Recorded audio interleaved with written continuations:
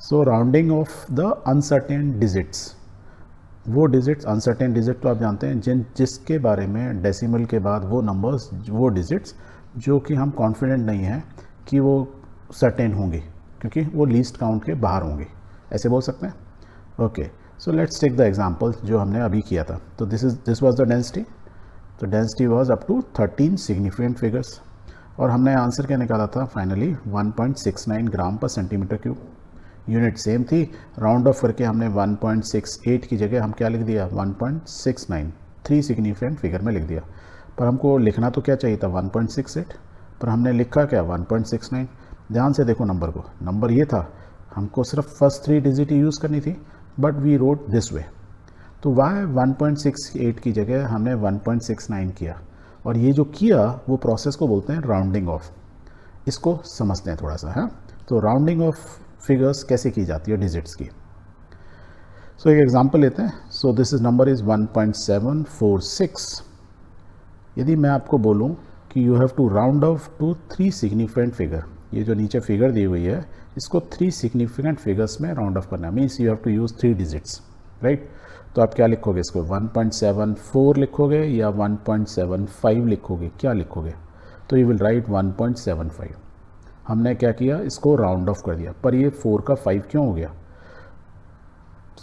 इसमें कुछ रूल होगा, वो क्या रूल होगा अभी मैं बताता हूँ। उससे पहले एक एग्जांपल लेते हैं, अनदर एग्जांपल 1.743। यदि ऐसा होता, यहाँ पे देखो 4 के बाद 6 है, यहाँ 4 के बाद 3 है, यदि हम इसको राउंड ऑफ करते हैं तो आंसर इज 1.74। अब इन दोनों को देख के कुछ लॉजिक आप बना सकते हो। क्या बना रहे हो? देखो ये 6 है तो आपने इसको एक नंबर ऐड कर दिया 4 में, और ये 3 है तो इसमें 4 में कोई एक नंबर ऐड नहीं किया। That means there must be a number above which हमको एक नंबर प्रीवियस डिजिट में ऐड करना होगा, और वो नंबर क्या होता है 5। दैट मीन्स जो लास्ट डिजिट है हमको देखना है 3 सिग्निफिकेंट फिगर तक। तो लास्ट डिजिट देखो, लास्ट इसमें 6 है, इसमें 3 है। सो इन दोनों में से कौन ग्रेटर देन 5 है? 6। एंड यदि 6 ग्रेटर देन 5 है तो हम क्या करते हैं, एक डिजिट जो प्रीवियस डिजिट में 1 ऐड कर देते हैं। If it is less than 5 तब हम इसमें 5 या लेस देन 5 तो हम इसमें कोई डिजिट ऐड नहीं करते हैं। तो राउंडिंग ऑफ कर दिया हमने। तो देखो ये फार्मूला वैलिड है, तो लेट्स राइट द फार्मूला। क्या फार्मूला है? The preceding digit is raised by 1 if the insignificant digit is to be drop more than 5 and is left unchanged if it is less than 5। तो वो digits जिसकी हमको ज़रूरत नहीं है, यदि वो डिजिट्स, क्योंकि हम सिर्फ अब 3 सिग्निफिकेंट फिगर की बात कर रहे हैं, तो 6 और 3 हमारे लिए क्या होगा, अनसिग्निफिकेंट, या अनसिग्निफिकेंट मतलब अनसर्टेन डिजिट्स। तो वो अनसर्टेन डिजिट्स जो कि 5 से बड़ी हैं यदि, तो उससे प्रीवियस जो सिग्निफिकेंट डिजिट है उसमें हम क्या करते हैं 1 उसको ऐड कर देते हैं, otherwise it will remain same, उसमें हम कुछ नहीं करेंगे। चलो एक और एग्जांपल लेते हैं। इस बार हमने क्या किया, इसको 4 5 लिख दिया, 174 5, यहाँ 6 की जगह 5 कर दिया, यहाँ लिखा 173 5। अब बताओ अब क्या होगा, पहले वाले का बताओ क्या होगा। ना तो ये 5 से बड़ा है ना ये 5 से बड़ा है, दोनों क्या है एग्जैक्टली 5। तो पहले वाले के अंदर हमने क्या बोला था, if it is greater than 5, तो ये क्या है खाली 5 है तो क्या हो, कुछ नहीं होना चाहिए, तो 1.74। इसमें क्या होगा 1.73 है तो आंसर क्या होगा 1.74। अब ये क्या हुआ, कुछ तो कन्फ्यूज़न। जो हमारा पहला रूल था क्या बोल रहा था, यदि ये जो डिजिट्स हैं ये 5 से बड़ी हुई, more than 5 not 5, more than 5, तब प्रीसीडिंग डिजिट में क्या हो जाएगा, एक ऐड हो जाएगा, और यदि नहीं है तो कुछ नहीं होगा। तो इस वाले केस में यहाँ देखो ये 5 है but it is not greater than 5। तो यदि ग्रेटर देन 5 नहीं है, 5 है, तो हमने क्या कुछ नहीं होना चाहिए, तो कुछ नहीं हुआ, यहाँ तक तो ओके है।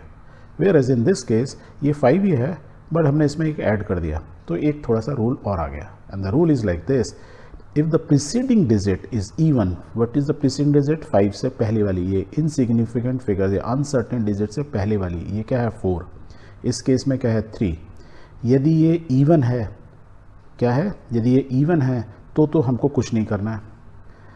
तो क्या लिखा है, दोबारा पढ़ते हैं, if the preceding digit is even the insignificant digit is simply dropped, and if it is odd the preceding digit is raised by 1।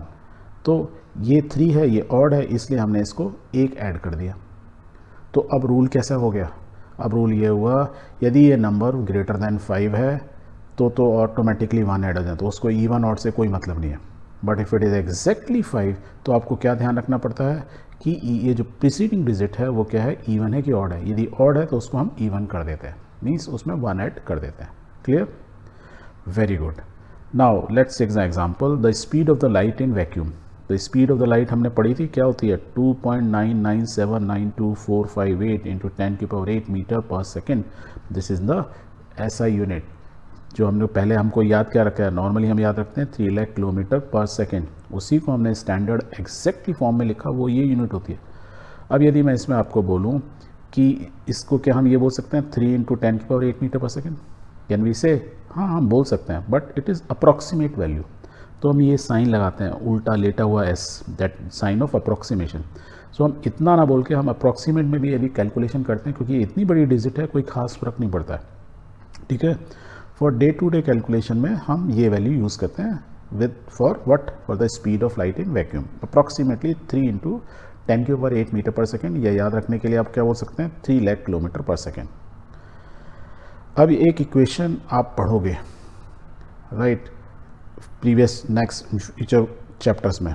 This is the time period of a pendulum. Time period कैसे होता है? T = 2π√L/g, ये formula होता है। अभी आपको याद रखने की जरूरत नहीं, जस्ट एक समझ लो कि फॉर्मूला है जो कि टाइम पीरियड का है। L is the length of the pendulum, right, and G क्या होता है? ग्रेविटेशनल फोर्स, या ग्रेविटी किस पावर से पुल कर रही है, G, राइट, ओके। अब इसके अंदर पाई की वैल्यू क्या होती है? हम बहुत बार हमने पढ़ा था 3.14159, और ये इनफाइनाइट तक चलता है because it is a irrational number.